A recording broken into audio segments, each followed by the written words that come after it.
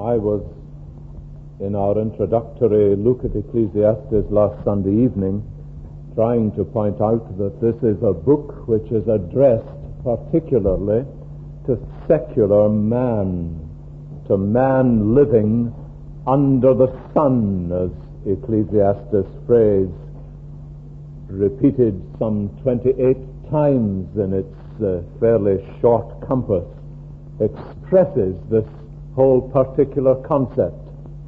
It is thereby a book which, in the most profound sense, speaks right into our modern world and into contemporary society, and addresses us in the world in which we find ourselves increasingly today, and that is its great relevance. It is a pity that it's a book that is so much neglected.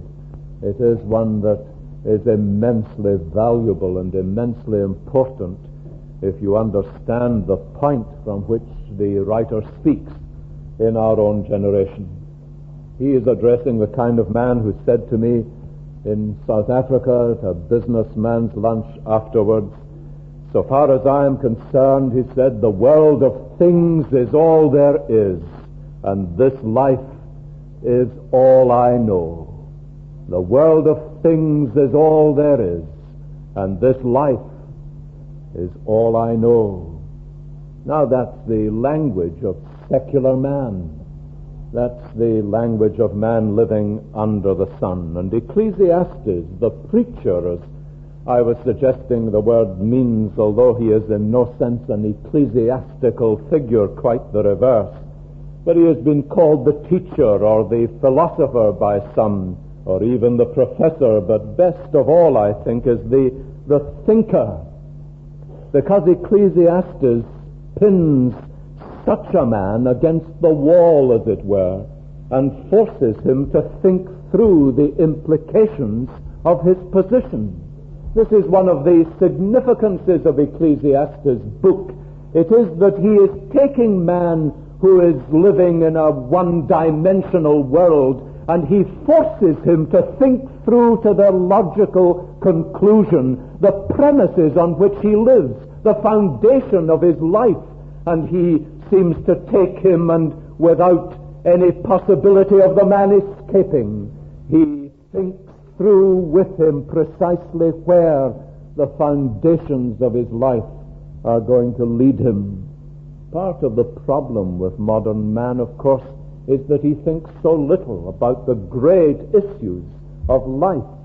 That's one of the incisive things that Art Buchwald, whom you may know, columnist from New York, who once wrote in the New York Times, "The greatest unexplored territory for modern man lies underneath his hat." And he, of course, was touching something that is uncomfortably true for most modern people.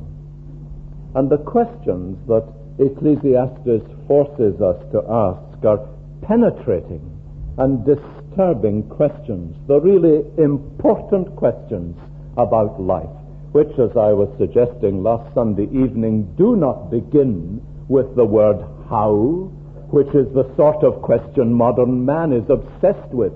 How to do this, how to do that. These are the books that sell on the market today. How to do this, that, and the other the easy way. But the real questions of life that Ecclesiastes confronts us with are the questions that begin with the word why. Why is it that we are in this world? Why am I living as I am living? Why am I investing the one life that God has given me in the way that I am investing it? The real issue that he is raising, you see, is this. It's the issue, is life really worth living? Is there point or purpose or meaning in life for contemporary man? And above all, I think that Ecclesiastes, who does seem, as I was saying last Sunday evening, to be an older man, is urging young people to do precisely this. What he is saying to them is, face these questions while you're still young. Get to grips with the great issues of life before you come to my age. Remember now your Creator in the days of your youth.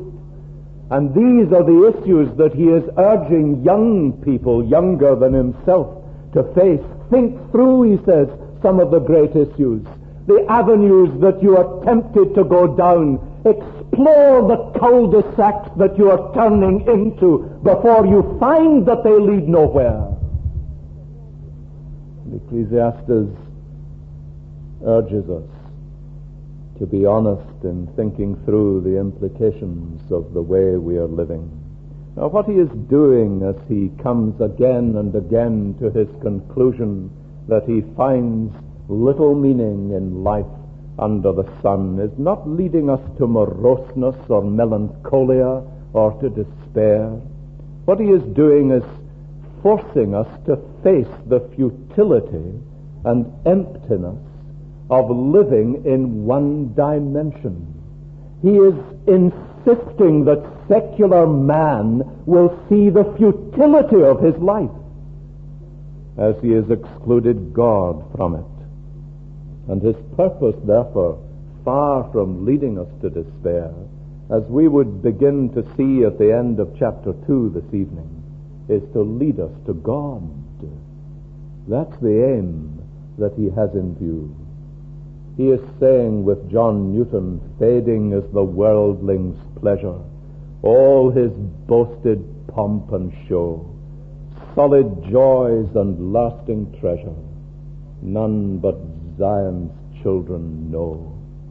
Now, no generation has needed to hear that message so much, perhaps, as our own. I came across this in an American magazine some months ago. It's an article entitled, Man the Enigma. Who am I? Where did I come from? Why am I here? Where am I going? Modern man has scarcely any idea how to begin to answer these questions. As a result, he is, in the words of the philosopher Berdyaev, living in an agony.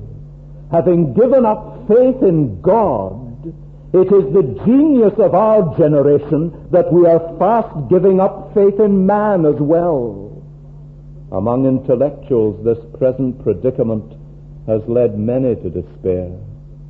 In general society, the loss of a sense of purpose in life has led people to seek consolation in a never-to-be-satisfied pursuit of happiness, fraudulently promised by the American Declaration of Independence as man's inalienable right, and by means of this frantic pursuit to avoid the hard questions about existence. It is modern man's discovery that increasingly the questions will not go away. Gerald Ford, who used to be President of the United States, wrote these words. And as we turn this evening to these first two chapters of Ecclesiastes, which we will not be studying verse by verse, but rather with the themes that Ecclesiastes raises, the theme that these chapters deal with could be called life and meaning. Life and meaning. And the question that he is asking is just this: what is the meaning of life, or the point of it? And he comes up, you will notice, with the most disturbing reply. In verse 2 of chapter 1, vanity of vanities in the Authorized Version, to which some of us are used, meaningless, meaningless, says the teacher, utterly meaningless. Everything is meaningless. What he is saying is that he has found futility at the heart of life. Useless, the word means empty. Life is a bubble, a puff of wind. Derek Kidner suggests it is the nearest thing to zero.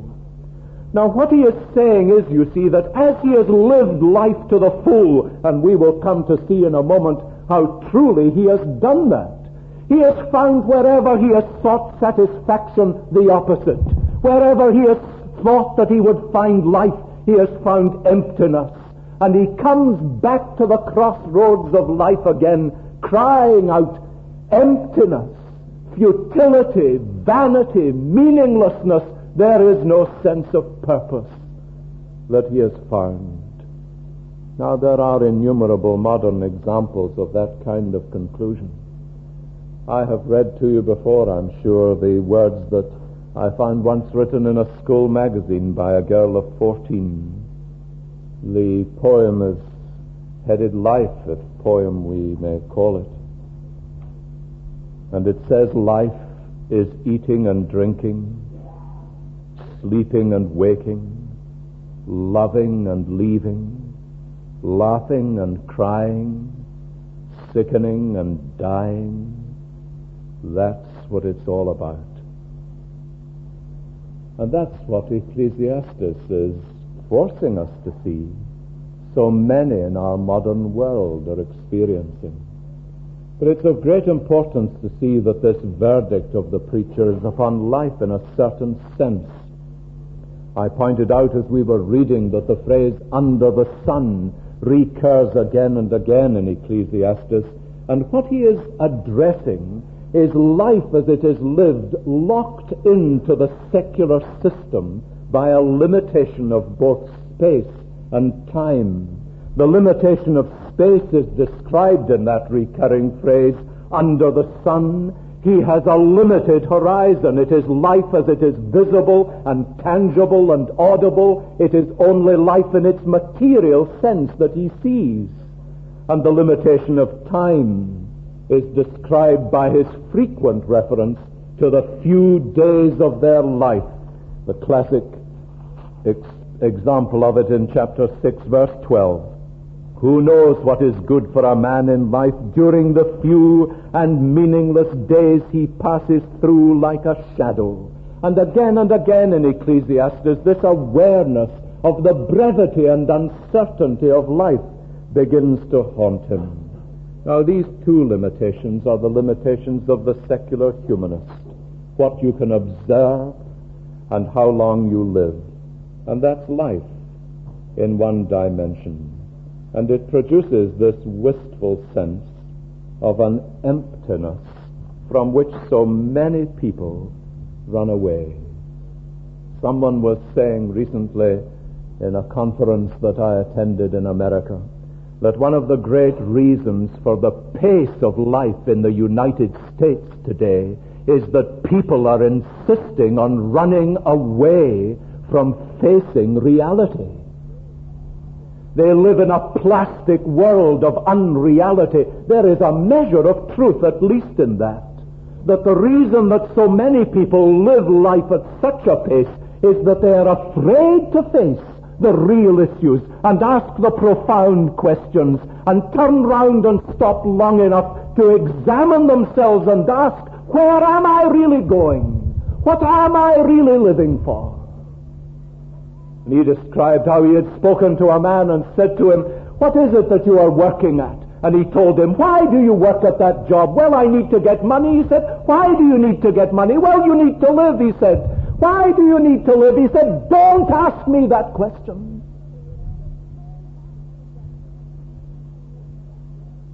And there are so many of us who have never really stopped long enough to ask that question about ourselves. What is the real significance of my life? What is it that I am really living for? Investing the one short life that God has given me, what am I investing it in? That's a question that especially is relevant to young people. How easy it is to drift through life and discover you're 20, and then you're 30, and then you're 40, and before you know what has happened, half your life is gone, and you have never really asked, what am I doing with it? My dear friends, we wouldn't do that with any scarce commodity. But life is the scarcest commodity that there is. And I say to you, it is this refusal to think that is so often the mark of the modern world. A recent commentator on the contemporary Western world identified two significant features which he regards as symptomatic of our society. They are, he says, a decline in purposefulness and a loss of a sense of direction. And you can see that at personal levels, at national levels, at international levels. And it sometimes becomes a frightening thing to see. Now in chapter 1, the preacher makes us see this reality by facing us with the necessity of taking a long look at the futile round of life as it's seen in three areas. Do you notice in verses 3 to 11 of chapter 1, he urges us to look first at human history, then at natural history, verses 5 to 8, and then at world history, verses 9 to 11. First, the course of human history. The question of verse 3 is precisely Jesus' question, of course. What does it profit a man if he gain the whole world? Verse 3 of Ecclesiastes 1, what does man gain from all his labor at which he toils under the sun? When the lines are drawn beneath our accounts, the great issue is, what will be the profit of it all?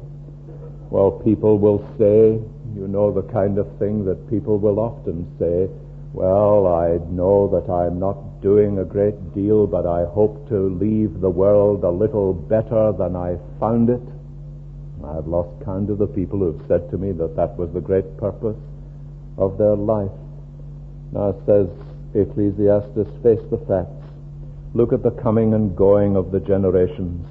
The rising generation is soon the previous generation, and the earth is the permanent stage on which the players pass over so quickly and are soon forgotten, and they leave a world that is precisely the same as it was before, a world of hunger and greed, a world of selfishness and hate. People are doing exactly the same things that they've always been doing. And here he says, what does man gain from all his labor at which he toils under the sun? Generations come and generations go, but the earth remains forever.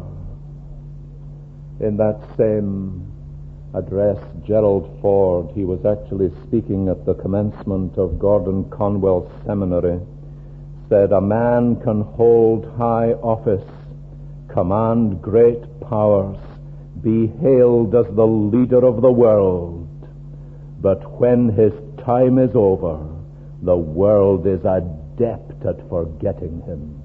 Did you know who Gerald Ford was, some of you? That's the point, you see. It's so easy. The world is exactly the same. Charles Colson, who once stood in this pulpit to speak to us about how God had changed his life, told us how when he was involved at the highest level in the United States government, Henry Kissinger used to come every morning into the Oval Office and say to the President, Mr. President, today we are going to deal with things that will change the course of history. And Colson said poor Henry was always changing the course of history, and after he had finished, the world is precisely the same.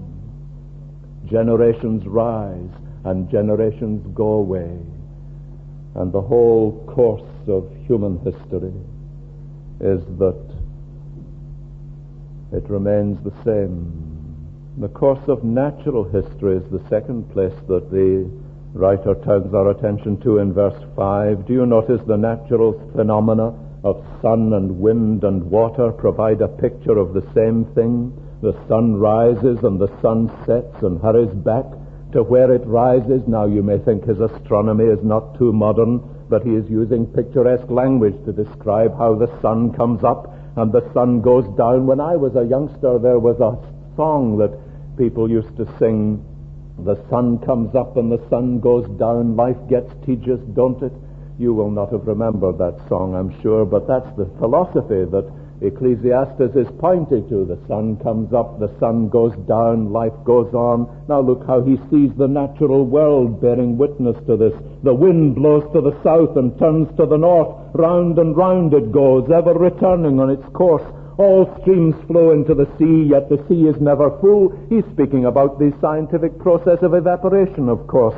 To the place the streams come from, there they return again, and the water evaporates, rises in clouds, falls again as rain, goes down the river into the sea, goes up again into the atmosphere. All of this cycle of nature is something that points him to something that he sees in life, that there is a folly in seeking meaning in the whole course of human life. The winds circle the earth, the ocean is fed and fed but never filled, and man lives and lives but never finds satisfaction in the normal course of his life. In the things he plans under the sun, there is an increasing sense of frustration and futility. But you see it too in the course of world history, verses 9 to 11. All things are wearisome, verse 8, more than one can say. The eye never has enough of seeing, or the ear its fill of hearing, rather like the ocean never having enough of water. What has been will be again. What has been done will be done again. There is nothing new under the sun. Is there anything of which one can say, look, this is something new. It was here already, he says, long ago. It was here before our time. And what he is telling us, you see, is that so far as the things that really matter are concerned, the whole history of man is a history of his discovery of his own weakness and poverty and futility. And Hegel, the philosopher, pointed out when he says that history teaches us nothing. And it is so true. You know, we have conferences at the end of wars. I'm old enough to remember the one after the Second World War where people met together. We will learn was the grandiose language. We will learn from the carnage of these days, and never will it be repeated again. And what we have forgotten is that man is just the same. And history teaches us that history teaches us nothing. And, says the writer of Ecclesiastes, basically and ultimately, and when you push things back to their ultimate reality, there really is nothing new under the sun. So wherever he looks, he finds no real clue to the meaning of life. He is saying the same sort of thing as Shakespeare says in Macbeth. Do you remember? Tomorrow. And tomorrow creeps in this petty pace from day to day, to the last syllable of recorded time, and all our yesterdays have lighted fools the way to dusty death. Out, brief candle, life's but a walking shadow, a poor player that struts and frets his hour upon the stage and then is heard no more. It is a tale told by an idiot, full of sound and fury, signifying nothing. That's what Ecclesiastes is discovering. And from verse 12 of chapter 1 through to verse 26 of chapter 2, he tells us that having faced that, he then sought release from this sense of meaninglessness in life and its emptiness. Because that's the next question, you see. When you have faced the facts as they really are, when you have been ready to be honest with yourself and recognized that you have not found real meaning, real significance, real personality in the modern world in its one dimension, what do you do about it? Well, Ecclesiastes says he sought in the three classic ways in which people seek satisfaction and a sense of significance. He sought it in the world of knowledge and enlightenment. And in chapter 1, verses 12 to 18, that's what he talks to us about. He sought it secondly in the world of pleasure and enjoyment. And from verse 1 of chapter 2 That's what he tells us about. Pleasures of all kinds, not just vulgar or crude pleasures, but sophisticated pleasures and cultivated pleasures. And thirdly, he sought it in enrichment and in wealth. He tries all three of them. Let's look at what he says about them. First of all, knowledge and enlightenment. Verse 13. I devoted myself to study and to explore by wisdom all that is done under heaven. What a heavy burden God has laid on many. Obviously didn't enjoy it very much. His university course was obviously something of a grind to him. I have seen all the things that are done under the sun. All of them are meaningless and chasing after the wind. For what is twisted cannot be straightened. What is lacking cannot be counted. But I thought to myself, I have grown and increased in wisdom more than anyone who has ruled over Jerusalem. I have experienced much of wisdom and knowledge. Then I applied myself to the understanding of wisdom and also of madness and folly. But he says that when he did so, he discovered that education cannot straighten the world's crookedness, nor fill man's sense of emptiness. That's the point of verse 15. Do you notice it? Have you really grasped that? Now, I would be second to no one in my concern for the value of education and the acquiring of knowledge. But what I want to say to you this evening, my dear friends, is this: that education will never fill the vacuum that was made for God in our lives.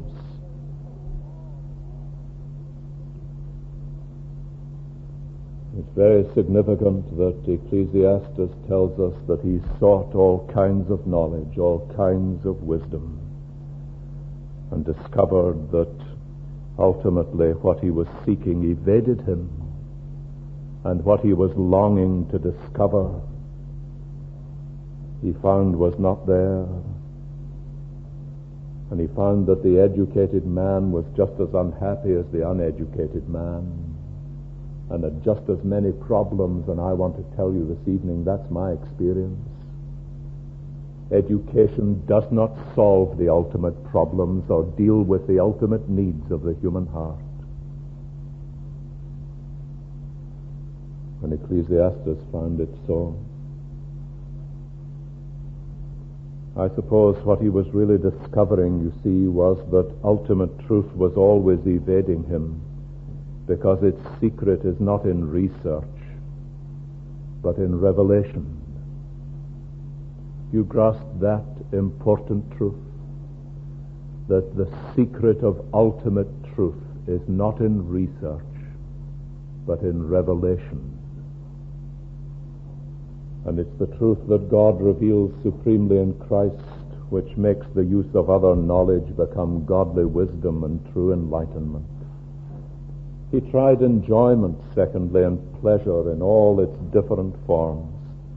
I thought in my heart, chapter 2, come now, I will test you with pleasure to find out what is good. But that also proved to be meaningless. And you'll notice that the range of his pleasures was really unlimited, because when you have his kind of wealth, then you are in a position that you can really have your fling, and it seems as if he did. Not all of it was the crude kind of pleasure. There were pleasures of all sorts that he tasted. But what he is really telling us is that the ultimate end of all his search was in verse 11, when I surveyed all that my hands had done, what I had toiled to achieve, everything was meaningless, a chasing after the wind. Nothing was gained under the sun.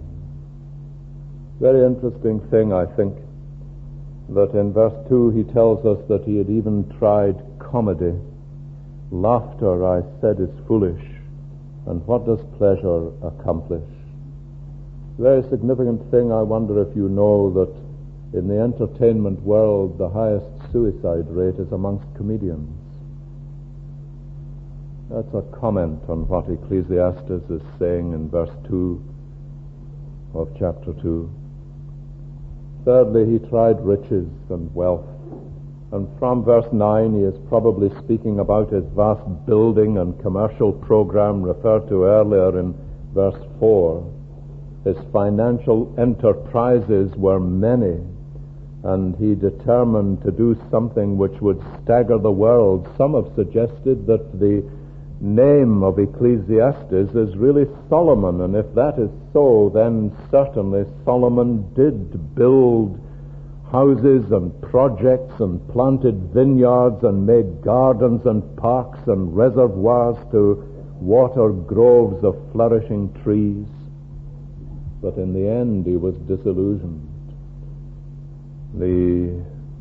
Today's English version of verse 11 says, I realized that it didn't mean a thing. It was chasing the wind.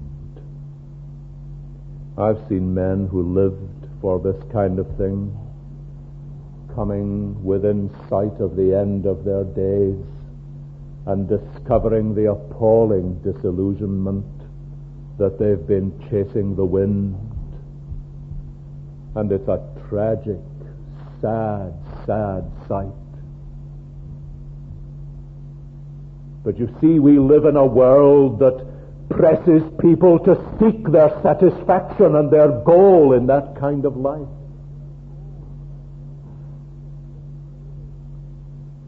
Ecclesiastes says when you are looking for the ultimate meaning of life, you don't find the answer in prosperity. One of the significant comments he makes in verse 21 is, a man may do his work with wisdom, knowledge, and skill, and then he must leave all he owns to someone who has not worked for it. The great epitaph that is written over so much of that whole realm of life, he left it. And here too he finds he's unable to discover real satisfaction. And the conclusion he comes to in verse 17 of chapter 2 is, so I hated life, because the work that is done under the sun was grievous to me. Even work itself did not satisfy him ultimately. And he comes to the place of ultimate despair. Now from verse 24, as we conclude this evening, there is the first glimmer of light in this darkness, and so far there is nothing but this picture of emptiness and futility and frustration and darkness and meaninglessness. But in verse 24 he begins to catch one glimmer of light, and what he is saying here is that these basic things in life, education, pleasure, work, wealth, are good in themselves, but by themselves they are not what life is all about. Now that is what Scripture says. It is not saying that education and knowledge is bad. It's saying that it is good. It's not saying that enrichment by itself is bad. In so many ways it can be good. The Bible holds no brief for poverty for its own sake. Nor is it saying that pleasure and the seeking of enjoyment is a bad thing. God means us to enjoy the good gifts that he has given to us in the world that he has created. But I say to you again that by themselves these things are not what life is all about. And if you extract the thing that is central, then not only will you not find the real meaning of life, but you will not find true enjoyment in these things themselves. Education itself always lacks something apart from God. Riches become pointless and meaningless apart from God. The only way that we are able to enjoy the good gifts that God has given us in his world is when we enjoy them from the position of living not for them but for him. Here is the real key. The fatal error, you see, is trying to get out of things in this world more than they are meant to give us. And that's a symptom of that deeper dimension in man that distinguishes him from the animal creation. We were never created, my dear friends, to find our satisfaction in things. We were never created to find our fulfillment in a life that is restricted to one dimension of space and time.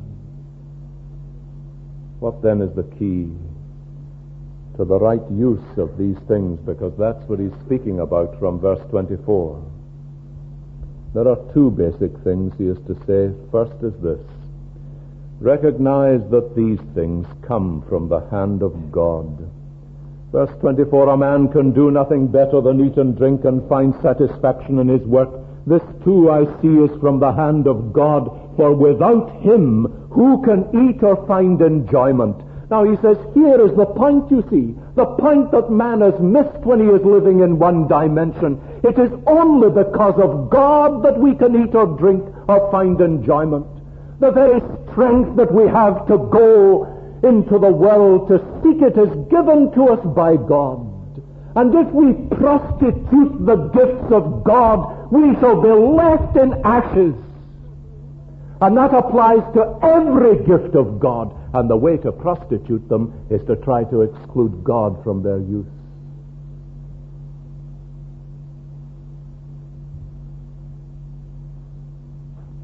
But the ultimate significance of all these things is that God has given to us liberally in order that they might lead us to him. The second thing that he is to say is that we need to recognize not only that all of these things come from the hand of God, but that all of these things are part of God's greater plan for man. Verse 26, to the man who pleases him, God gives wisdom, knowledge, and happiness, but to the sinner he gives the task of gathering and storing up wealth to hand it over to the one who pleases God. This too is meaningless, a chasing after the wind. What is he saying? He is saying that the key to life is to please God and to live for him. That's what gives meaning and form to life. That's what brings significance into our being. It is when our lives are lived not to please ourselves, but to please him. And then he has discovered that he is living in a hollow world where nothing fills until God fills it with his fullness. He is living in a pointless world where nothing fits until we see that the reason that God has made us is not that we might fit him into our plans, but that he might fit us into his. And that's where life finds its real significance. The whole point, you see, as someone has said about Ecclesiastes, is that in Ecclesiastes 1 and 2, until he comes to verse 24, the subject is I, and the object is me. And the distance between I and me is too narrow for man to live in. Do you grasp the point of that? It's of profound importance. The subject of life is I, and the object is me, whereas in God's purpose, the subject of life is I, and the object is him. Now here's the real question. And it's not a question that we must answer superficially or too easily. It is, what is the object of my life? What's the real object of your life this evening? Is it him? Or is it me? Because the key to frustration and futility is a life that is lived with the object as me and God excluded. So Ecclesiastes seeks to bring us to be the man who pleases God. There is no other key to happiness, really. There is no other key to fulfillment. And the real question is, Have you found it? Or are you still fighting against it? That's the real issue. And that's why this book of Ecclesiastes needs to end, as Derek Kidner says, in a place of surrender to the God for whom we were made. You know Augustine's words, with them let me close. Thou hast made us for thyself, and our hearts find no rest until they find it in thee.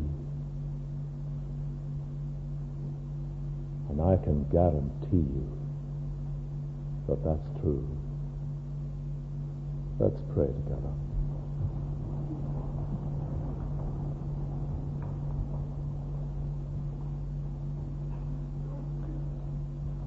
Our gracious God, we bow before you and acknowledge that so often we have sought the significance of our life elsewhere than in you. And we pray that you would touch us by your hand this evening and lead us by your Spirit, that we may discover that we alone in Christ have the answer to the enigma with which our contemporaries are struggling. May they so see that answer in us, that they too may be led to Jesus. We ask it for his name's sake. Amen.